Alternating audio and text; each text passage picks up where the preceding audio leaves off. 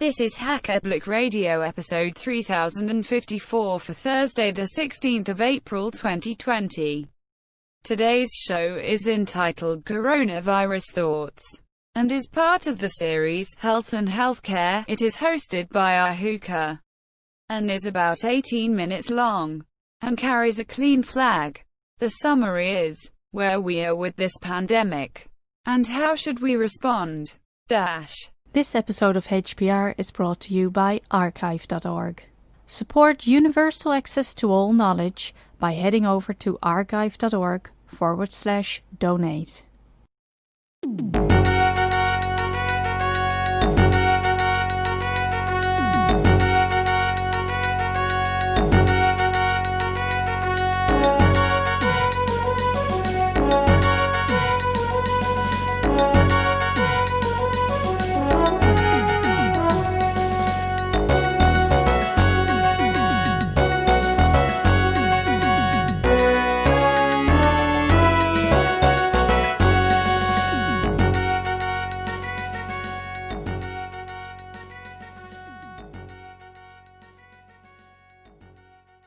Hello, this is Ahuka, welcoming you to Hacker Public Radio. I'm not going to call this an exciting episode.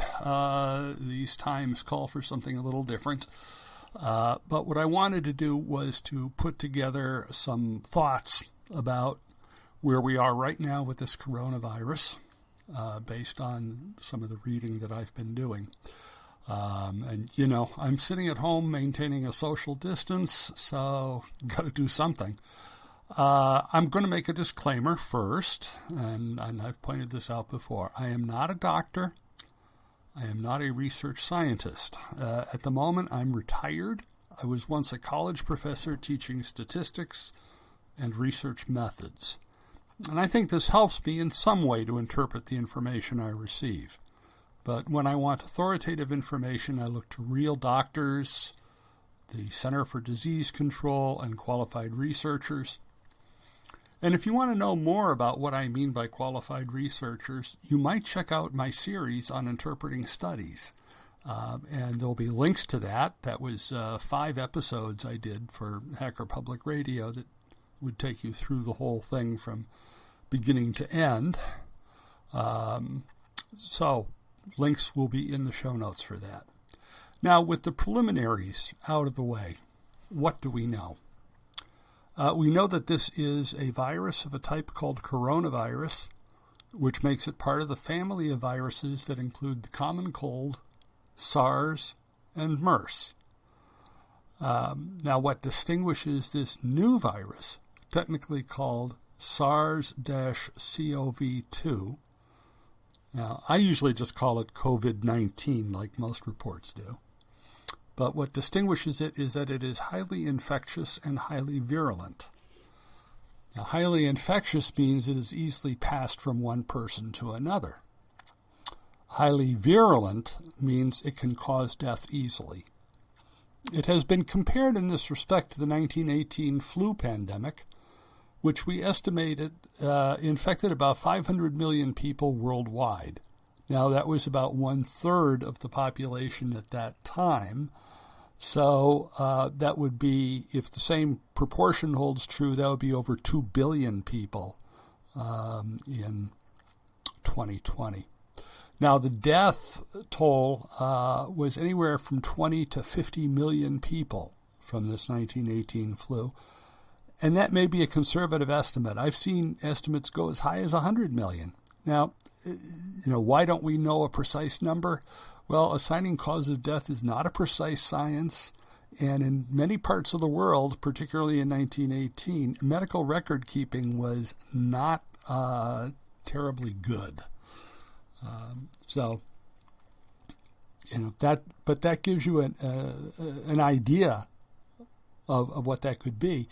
So we could be talking about, again, keeping the proportion the same, about 200 million people dying if it was the same as 1918. Now, I don't think it's going to be quite that bad because medical science has advanced. All right. So, what can help here? Well, The ultimate answer to this would be a vaccine. Thankfully, the anti-vaxxers have crawled back under whatever rocks they live under for the time being. But a vaccine is not a perfect answer right now. The good news is that the coronavirus appears to be one that does not mutate a lot, which means the vaccine is likely to be more effective than the flu vaccine, which is kind of guesswork year by year. And that's because the influenza virus changes every year. Now, scientists are working on a vaccine right now in a crash program. And again, there's some good news on that front. First, Chinese scientists were able to DNA sequence the virus pretty quickly. That's one of those advances in medical technology that puts us in a better position than we were in 1918. We've learned how to do rapid DNA sequencing. They found that this virus shares 80 to 90% of its DNA with the SARS virus, which is one of the reasons why it's named SARS-CoV-2. Unfortunately, we don't have a SARS vaccine because that outbreak died off before work was completed. And you know why that was? Because they clamped down and forced people to stay home, and that's what stopped the disease. Now, the fact that they started on it means that there's work there that we can build on. But in general, most researchers have said it will take as much as 18 months, even with a crash program. And I've seen a few people say that even 18 months is ridiculously optimistic. But with the amount of focus on this, I'm willing to be a little bit optimistic on that. Usually, vaccines take a lot longer, generally on the order of a decade or more. You find a candidate, and then first thing you do is animal studies, both for safety and for efficacy. For example, one of the early candidates for a SARS vaccine was actually causing harm to the animals who received it. Well, you don't go forward with that. They think they figured out what caused that problem and reformulated it in a way that they don't have that problem anymore. But, if the animal trials are promising, you can move on to human trials. Now, stage 1 is to test with a small number of healthy volunteers, looking specifically to test safety. You don't want to administer a vaccine that kills everyone or even a significant number of people. Now, if the candidate passes that test, stage 2 is to administer the vaccine to a few hundred people in an area where the disease is rampant. If it looks like it is working and no safety issues have arisen, a final trial can involve several thousand people. If it passes that, it can be approved for medical use and move into production. Now, that's not the end of it, because production adds even more delays. It takes a long time. According to Ronald Klain, who was the Obama administration's Ebola czar, and that's what first got people in our federal government seriously thinking about this, at least until Trump came along. And what Klain says is, developing and testing the vaccine, hard as it is, isn't the hardest part. Manufacturing hundreds of millions of doses and getting people to take the vaccine will be harder and take longer. Now, when I read that, the first thing that jumps into my mind is hundreds of millions? That's just, the population of the United States. Well, if that's all you're concerned with, fine, but I think people all over the world are going to want this. So that means we need to be talking about billions. Now, this process can be accelerated to some degree, but not by as much as you might think. Doing the research to find a candidate that might work will take time. Frequently it starts basically in Petri dishes, where you put in samples of the virus and then add a candidate and, see if it has any effect and stuff like that. And there's just no shortcut working through a lot of this stuff. Finding a candidate is going to take as long as it takes. There is no royal road here. Now, that is why researchers say a crash program might deliver something in 18 months, as opposed to the decade or more many vaccines require. Now, sometimes when these studies are done, you get quick results that can lead to dropping some steps. For example, if you have a test group and a control group, and the test group recovers quickly while the control group is dying, any ethical researcher will stop the trial and give the remedy to everyone who needs it. But you're dealing with probabilities in this, and, most people really do not understand or feel at all comfortable with probabilities. They want yes or no answers. Sadly, life does not give that all the time. If you're responsible for that decision, if anything goes wrong, you will get all the blame. So just imagine we have a candidate and we take our time going through all of the testing, and it finally turns out, yeah, this thing works. Well, everyone involved is going to get reamed over, well, why did you go through all of that time testing? You should have just rushed it right out there. What's wrong with you? Scenario number 2. They skip some of the stages, they rush it into production, they get it out there, and it has terrible side effects, large-scale deaths. At which point, all the same people would be going, oh, why did you do that? Don't you know you're supposed to test these things? Why are you so incompetent? So it's a difficult situation. I'm glad I don't have to make that decision. I am also apprehensive that the people who do make the decision may not be sane adults. Okay. If we wait for the vaccine, what about medicines to cure the infection? Again, there is work being done here. Several different approaches are being studied. One which we know can work is called convalescent plasma, sometimes convalescent blood or convalescent sera. Now, this takes plasma from people who have recovered from the disease and gives it intravenously to someone seriously ill. It is an old approach, predating vaccines, but it does work.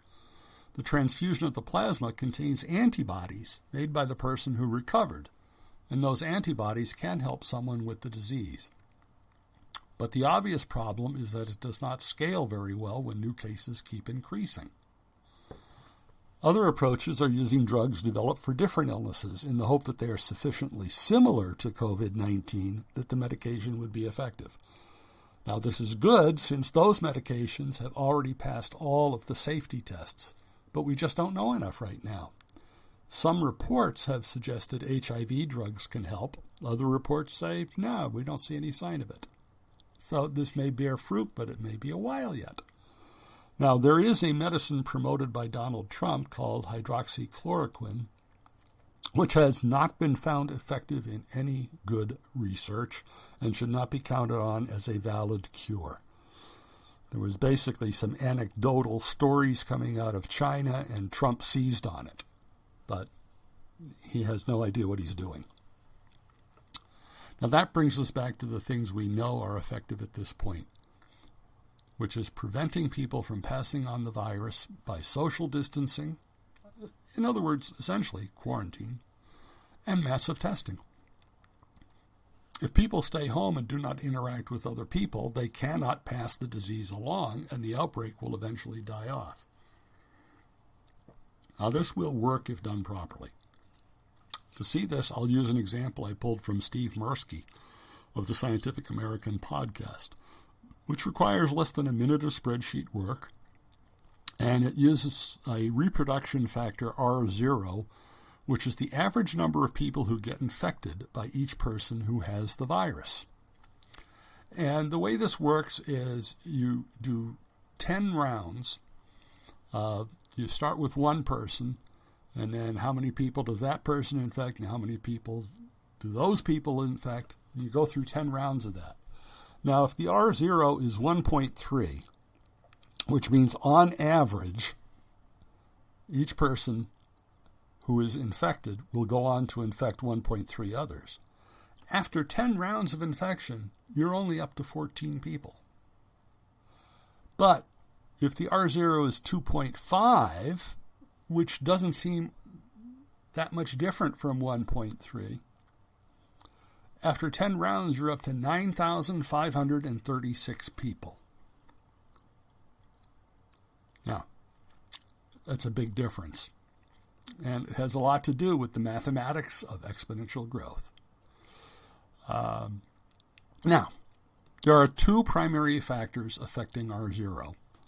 One is the inherent infectiousness of the virus. And we already know this is a very infectious virus, and that is a factor completely out of our control.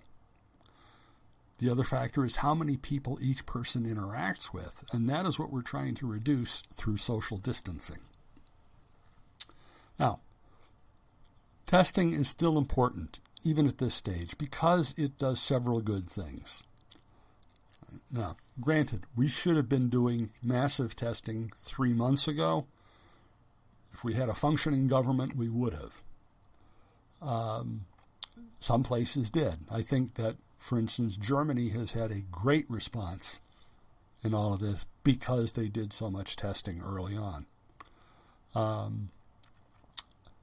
So, why should we do it now that we're in the middle of a massive outbreak? Well, first of all, it helps with the allocation of resources if we know exactly where the worst spots are. In the United States right now, we've basically got the 50 different states fighting with the federal government over just trying to get basic protective equipment. If a rational situation, if we had rationality in our government, we would be allocating resources based on where they would do the most good. But you don't know that until you do testing. Secondly, testing is important because it saves time and equipment in hospitals if we know exactly who is sick and what they're sick with. Third, this is going to get us data we need to plan for future outbreaks. This pandemic is not the last one we will face, and this one won't be over soon either. Okay. We have had, in relatively recent time, SARS, MERS, and now this one. Now this one happens to be worse than the others because it's far more deadly and infectious. But the mechanisms by which viruses arise in the wild and start spreading around, those don't go away. So we need to face up to that fact. And a part of that is we need to have a testing regime in place before we can safely start resuming our lives. And now I'm going to quote from Dr. Eli Perencevich, who is a professor of medicine and epidemiology at the University of Iowa. And he says, "There's also the fact that eventually we're going to want to go back outside again. As the current protocols start to relax, a second wave of infections may arise." Key point there. "Especially if we don't have a good grasp on where and how many cases we have in the U.S., said Dr. Eli Perencevich, a professor of medicine and epidemiology at the University of Iowa. "We can't stay in social distancing forever," Perencevich said, "so we need to ramp up testing quickly." Now, think about that second wave. We had that with the 1918 virus. That was actually a pandemic that went from 1918 through 1920. And there were several waves. So, the bottom line is that a vaccine is most likely 18 months away. Medicines may be months away. And right now, the best thing we can do as individuals is to isolate. So, this is Ahuka for Hacker Public Radio. I want to sign off by reminding everyone to just stay home. Bye-bye.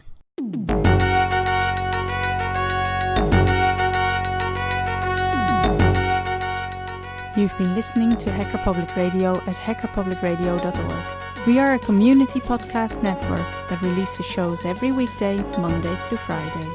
Today's show, like all our shows, was contributed by an HPR listener like yourself. If you ever thought of recording a podcast, then click on our contribute link to find out how easy it really is. Hacker Public Radio was founded by the Digital Dog Pound and the Infonomicon Computer Club and is part of the binary revolution at binrev.com. If you have comments on today's show, please email the host directly, leave a comment on the website, or record a follow-up episode yourself. Unless otherwise stated, today's show is released under a Creative Commons Attribution Share Alike 3.0 license.